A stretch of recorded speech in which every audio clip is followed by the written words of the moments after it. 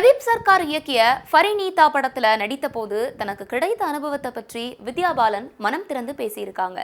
ஒரு காட்சியில நடிக்க தான் 28 டேக்குகள் எடுத்ததாக சொல்லியிருக்காங்க.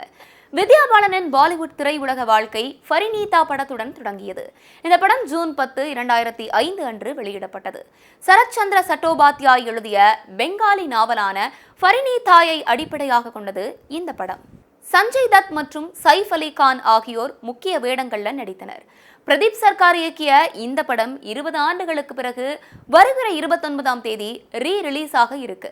இந்நிலையில இது குறித்து நேர்காணல் ஒன்றுல அவர் பேசுகையில, நான் பிரதீப் சர்க்காரிடம் இருந்து பலவற்றை கற்றுக்கொண்டேன். அவர் ஒவ்வொரு சின்ன விஷயத்தையும் கவனித்து சரியாக இருக்க வேண்டும் என்று விரும்புவார்.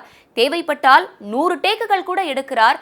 ஒரு பாடல்ல நான் அழ வேண்டும், அந்த பாடல்ல ஒரு குறிப்பிட்ட வரியில என் கண்ணீர் துளி விழ வேண்டும். இதற்காக 28 டேக்குகள் எடுக்கப்பட்டது. சைஃப் எப்போவும் வேடிக்கையானவர், என்னை சிரிக்க வைப்பார். இப்போதும் அந்த சம்பவத்தை நினைத்தா எனக்கு சிரிப்பு வரும் அப்படின்னு சொல்லியிருக்காரு.